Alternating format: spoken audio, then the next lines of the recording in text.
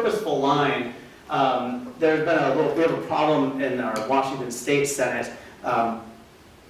We've lost the opportunity to make a lot of progress on some of these issues, at least for this year, because of a hostile takeover by a bunch of individuals who don't believe in science. But we can do something about it. So, supporting leaders when they do emerge who feel passionate about these issues. Now, Governor Inslee did not mention ocean acidification, nor even climate change during the campaign, and that's for a reason, because we have yet to catch people up and make this a top of mind issue. Because the other side, again, they have their very coordinated, integrated message strategy, right? They work from the fake think tank to the fake scientists to the loudmouth lawmakers and their news organizations, straight on to their members, their elected leaders. We sort of skip some of those parts and we say, hey, we elected you and you seem to care about our issues, so have at it. Tell us when you've got something done. And then when they don't get it done, then we get mad, and then we have this fall from some exalted position, and we second guess ourselves for supporting them. And that's just because, again, the short-term nature of political discourse is even worse than the short-term nature of human cognition. And we got to do a better job. The global we, need to do a better job of providing that year-round sort of constant drumbeat of support, getting our research out there, and making, increasing the noise level to continue to move the public so they ask people to get these things done. Again, would Richard Nixon have signed 22 critical environmental laws on his own? Maybe, but probably not. Again, the mood of the electorate was there to make it happen. So again, public support is there. Every year, numbers get better around climate change. I love this line. Even those people who say they don't trust scientists on the environment say temperatures are rising. In other words, these are again, this was post hurricane season when it was obvious that something weird is going on, and so even if you don't like scientists, you still had to say, well, I saw that water, it must be happening. How to build the already existing public support, and really expand on that, is to continue to explain the complexity with credibility and data. Again, using these third parties, I think, is key to helping magnify and elaborate and make it more just part of the dialogue, a little part of the discourse. And to be opportunistic for events and look for these tipping points or create the tipping points. We don't want to be opportunistic in a way that undermines your long-term goals, but to be opportunistic in ways that are smart and leverage the strengths that you have to really point out, algal bloom, shellfish die off, this is what it means, this has happened, happening more frequently, this is the impact to our economy, this is how many jobs are lost, this is how many restaurants go under because they can't make clam chowder prices double, all the horrible things that happen. But just to continue, constantly boil it down to terms that people understand. Yeah, the Blue Ribbon Commission on Ocean Acidification seems to me, my time here, to be a great opportunity and really a case study of kind of how things can go right. This was an initiative begun by Governor Gregoire to really take a close look and bring in an interdisciplinary team to study this issue. It worked great up until this Senate takeover a month and a half ago, where we lost the committee chairs that will allow us to move legislation forward expediently. Now, it doesn't mean we can't do it. It doesn't mean that we won't make progress. We have a lot of opportunities because we have a governor, a new attorney general who wants to increase his portfolio in environmental areas, a commissioner of public lands who is wedded both scientifically as well as ideologically to making progress on these issues. New directors of ecology and the Puget Sound Partnership to engage in this, so we can kind of surround and move things forward. But again, it's going to take that vigilance to do it. And it's it focuses a lot on these elected officials because they're the ones who set the tone and they're the ones who theoretically represent their constituents. Even though a lot of times they bring ideological baggage with them that their constituents also don't agree with, but they can cloud it the right way. In administrations like presidencies and governorships, it's not always just the elected leader, it's everyone who works for them, right? It's the department heads and then the staff leads, and then what the policy making and the rule-making staff are told to write or told to use or who they're told to talk to.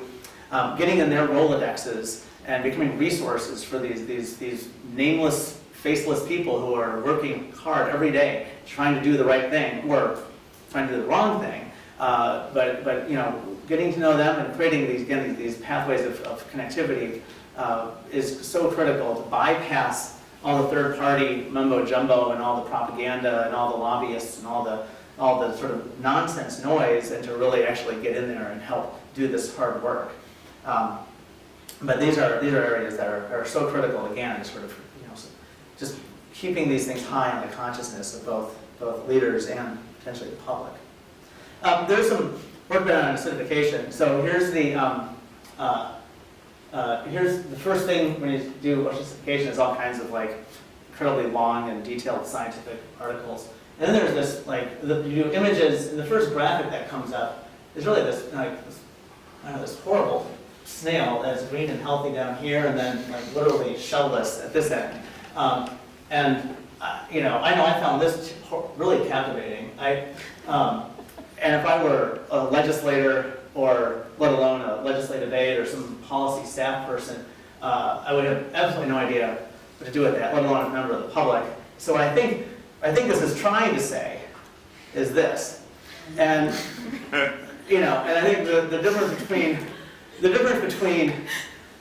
you know, the first graphic and this one is, you know, this is what we're trying to get people to say is, you know, this is messed up, right? And if we don't do something about it, it's going to be really messed up. And we've got lives that depend on these, on the shellfish industries. We've got an ecosystem that is in the balance between a very fragile balance in these waterways. And this is just the tip of the iceberg in terms of all the bad stuff that's going to happen. And somewhere in between, you know, the pure rhetoric and the actual science is where, of course, the sweet spot is to actually then create the thoughtful policies that will make the difference. But this is, I think, where we, you know, continue to find the way to communicate the urgency and the need for action. It's really essential to moving this debate forward. In conclusion, I think our you know, my thesis at least, and please correct me if I'm wrong, but I think our brains and our political institutions just aren't wired right to deal with some of these catastrophic long-term and global changes, and it's hard to make rational decisions rooted in data when we're dealing with things on an emotional level, oftentimes rooted, frankly, in fear, if not abject denial. You know, success can follow, you know, the emergence of charismatic leaders, but charismatic leaders need lots and lots of followers, of hardworking followers, to get things done and to really move things along. You know, disaster or disease that captures attention and can really motivate immediate change, and taking advantage of these sort of silent spring opportunities that, like, oh, right, you know, the public has an oh, duh moment, and that reinforces their existing beliefs. Right? If people now believe that the climate is in trouble, that our cities are in trouble, that our coastal communities are in trouble, they sort of believe, and they're willing to believe, I think, that oceans are in trouble. So what is it that helps reinforce and triggers action? And repackaging some of these existing issues to really reflect, again, sort of the quick attention span of the American people and people around the world. You know, and you know, they have money, and they always have money, and if we sit around and worry too much about the disproportionately and how unfair it is and all that, we're just going to mire ourselves in our own inaction. But, you know, we've got the facts on our side, we've got credibility, we've got all these great resources, we've got, you know, thousands and thousands of people doing great work every day, trying to provide the tools and the foundation to make this sort of lasting change. We just got to find better ways to bring things together. I think that through my own experience at the University of Michigan School of Natural Resources, which I was told today is a very small program compared to the colony environment here, you know, the purpose, I think, of some of these great, you know, multidisciplinary institutions is to provide at least the foundation to reach out beyond traditional silos and to engage with the broader community and with lawmakers and with policy writers in ways that can be, can bring about the kind of change needed. So we just need to be a little smarter and more effective, and there's lots of ways to do that. I'd be, of course, happy to continue this conversation and take some questions. Stay involved. The easiest thing to do, frankly, is to track this stuff and find ways that you're motivated to pay attention to things and to follow up and to get involved. I have 1,000 ideas a day on 1,000 different issues, and I don't have the time or, frankly, the attention span to really get much done either. But but I appreciate the fact that all of you are focused and hardworking and effective and can help to really add your voices to with these critical issues in ways that help get the desired outcomes we all need. So thank you all so much.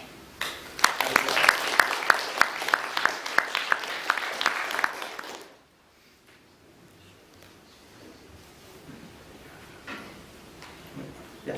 Can you dictate your email addresses? Oh, I know, the blue on blue. This is my shortcoming with technology. Yes, it's a Christian conventional spelling at nwpconsulting.com. Apologize for that. The resolution's a little soft. Yeah, okay. I'm curious, in the wake of the hostile takeover in Olympia, if you could point out any of the individuals now with power that you think are particularly receptive to these kinds of issues? The receptivity of this state Senate majority is pretty hard. There's 3 people in the what's called the Majority Coalition Caucus, made up of 2 renegade Democrats and 24 Republicans, or 23 Republicans. So it could create a 25-24 majority. The majority leader is a gentleman named Rodney Tom, who has not been hostile on environmental issues in the past. He was a Republican and he switched parties to run as a Democrat 2 years ago. He's very progressive on social issues, has some fiscal conservatism. So he's kind of very much in the middle of the road on things, and he's not going to deny. He actually, he's sponsored a lot of good legislation in the past. Whether he could get it past his new caucus is the question. There's also a couple other Republicans in that caucus. A gentleman named Steve Litzow from Mercer Island, who actually was endorsed by many in the environmental community. He ran for re-election last year, who would be a decent ally in some of these things. Another gentleman named Andy Hill from Woodinville, who is also a moderate Republican or more moderate Republican. And the problem, though, as I noticed, is the committees themselves, however, are chaired by more difficult personalities. The current chair of the committee that will hear bills on ocean acidification, for example, is chaired by a gentleman who not only doesn't believe climate change is human-caused, but is also the primary advocate for coal trains and the Bellingham coal terminal in the district that he represents.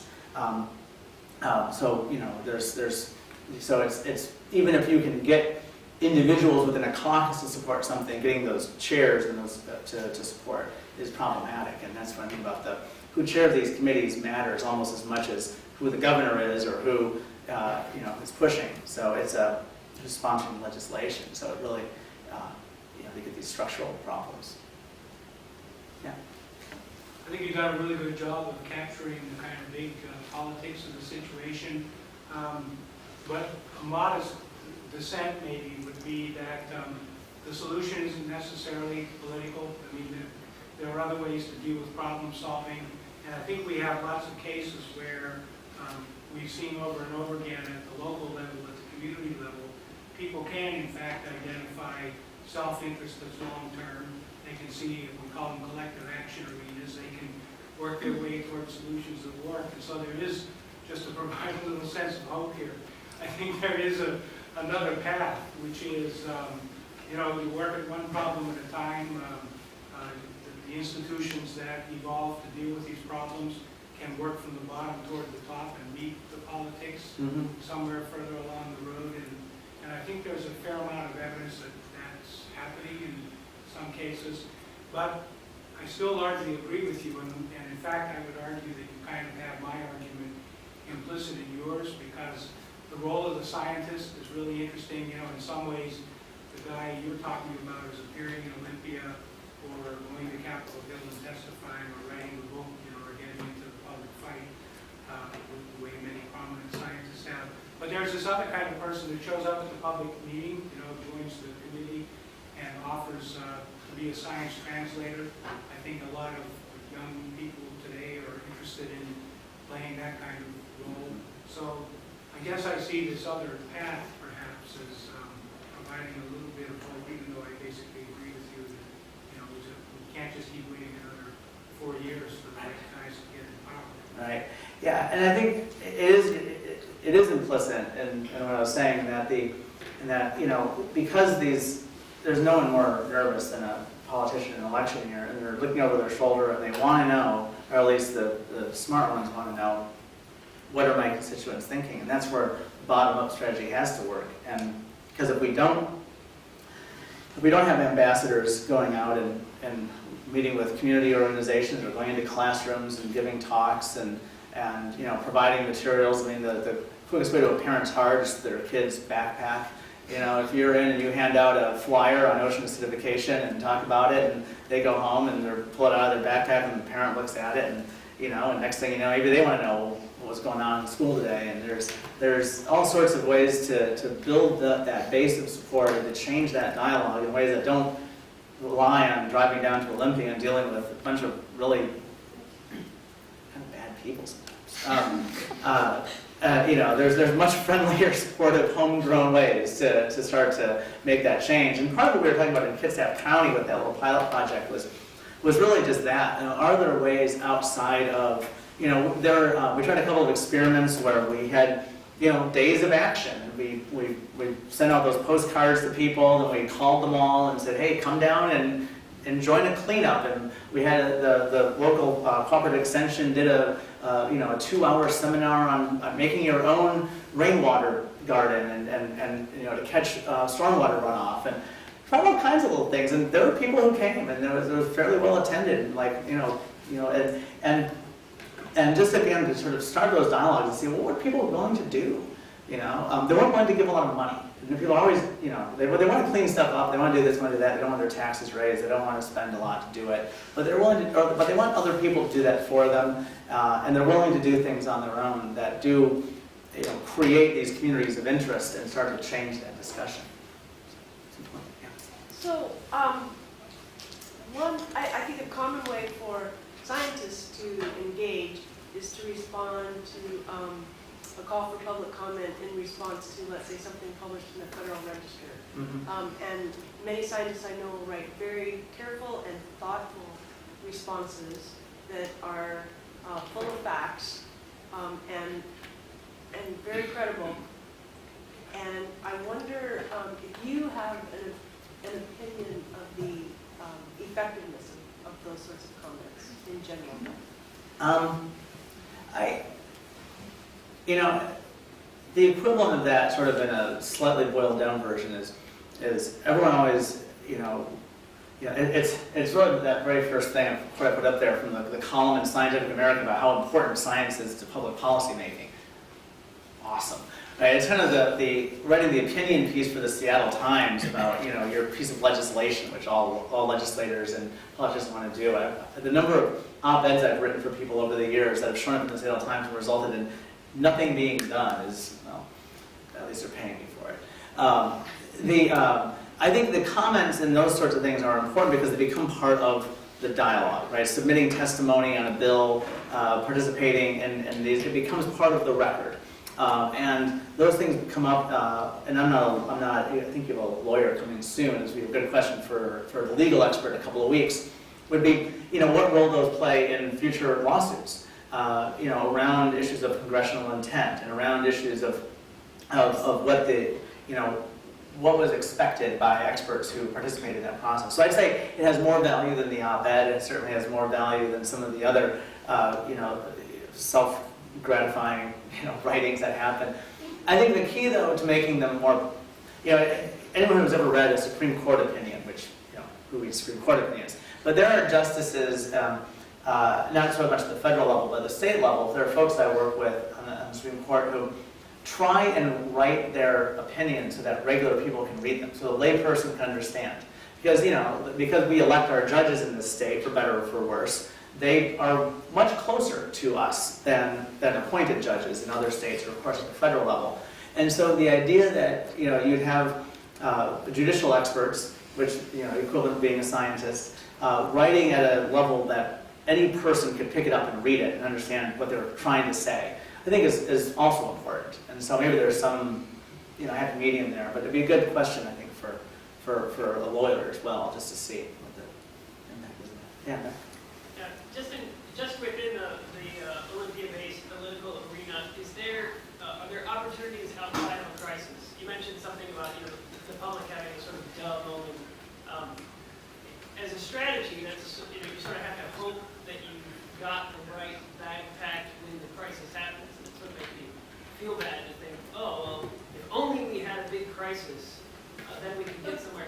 So is there something outside of that opportunity created by crisis that would be a sort of standing opportunity when, by the way, there are crises going all the time, your education example standing out?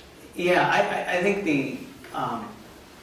I think we have to have opportunities outside of crises. The crises provide these tipping points, and they provide the sort of opportunistic moment to sweep in and, again, not take advantage of someone else's tragedy, but to help explain to the public what is going on behind the tragedy. Right? That's the role, I think, of science in those moments. The rest of the time, and again, this is why the opposition has had its tied up in knots on climate for over a decade. We all knew it was happening. We could see it. The data is irrefutable. Every climate study, the trajectory of temperatures from Mauna Loa and every other research station in the world, are all pointing in the same direction. The Arctic ice sheets, everything. We had to overcome the constant drumbeat of idiocy that prevented and allowed people to engage their own dissidence and not take action. And so I guess my big point is that we have to find opportunities to create the sort of atmosphere and echo chamber, just to constantly push our, it's not to push our agenda, but it's push the facts out there, right? This is what's going on, take it for what it is. You can interpret it as you will, but these are the numbers, this is the data, and this is what's going on. And I think, and that's where the working with NGOs and working with receptive governmental organizations and agencies and working at the community level and in your civic organizations and in schools and every other place where you find yourself, where you can talk to people, becomes so important. You are all your own best ambassadors. Right? People like me who are cynical and do this for a living and boil everything down to like some lowest common denominator nonsense, we have no credibility. The credibility comes from people who actually know the facts. And that's where the preponderance of science ends up winning the day. It takes the level, it wins the day. And I think we just need to do a much better job of accelerating the acceptance of reality in science by taking advantage of all these natural echo chambers for change. Yeah, one more. So Bill McKibben talked at Town Hall a while back, a couple months ago, and he was talking about the new organization, 350.org, around climate change, and talked a bit. And it was an interesting packed, the place was packed. And the one thing that was most interesting about the presentation, so he's the author of that article in Rolling Stone magazine, very influential individual, written numbers of books about this, is that he suggests it's now a time not to be so conciliatory anymore, that what really needs to happen with the climate change social movement is to actually vilify the commercial interests that are predicated on destroying the planet. He says the petroleum industry's business model is to destroy the planet, full stop. And that the way to create a social movement is around that, what he feels is a reality. And that has to be really, and I'm curious, I guess the question for you is, as a person who thinks about media and public opinion, is whether you think a message like that is going to resonate within the populace in Washington State or elsewhere, or whether you think that that's a a really dangerous message or a short-sighted message, or what do you think about those kinds of approaches? Yeah, that it's certainly a topic of debate within, most progressive circles who, politically progressive circles that work on a lot of these issues, that it's not necessarily in people's DNA to be sort of mean and to vilify others, and you want to see the best in people and all this. I for one, believe we need to be a little more aggressive. And not that, again, this is not the role of this neuroscientific community. The reason why University of Washington researchers are held in high esteem above all others when it comes to these issues, at least, regionally, let's say globally too, why not, is because you are outside that fray, right? You're not finger pointing and name calling. Someone has to finger point and name call. There are some people in Olympia who do that. There are people in organizations who do that. This Coltrane debate in our state, I could go on for an entire hour about that. I've been involved in it. On one side, almost every person I know in sort of the public relations spectrum in this town is on the payroll of one or another coal company. It is shocking, including a lot of democratically aligned firms and people who are on the boards of environmental organizations, which are nameless. But we need to call people out. We need to name names and get a little more aggressive when we take on some of these big issues. The oil industry is so persistent in their activity, and Exxon can fund this Science and Public Policy Institute and turn around and then give $1 million to Stanford for climate research. Right, they can play both sides. British Petroleum can, how many millions and tens of millions have they spent with ads about how clean the Gulf is after the spill, and how their $20 million repatriation was, so wonderful, and your kids can swim in the Gulf of Mexico, and anyway, but they know that they're losing this battle of public opinion. We need to continue to reinforce and expose where they're manipulating public opinion. They're more than welcome to run ads talking about how great they were at cleanup. We need to, where they engage in the abject denial of reality, so we need to call them out a little more. But let the mercenaries do that. You guys have more important work to do. I think we should probably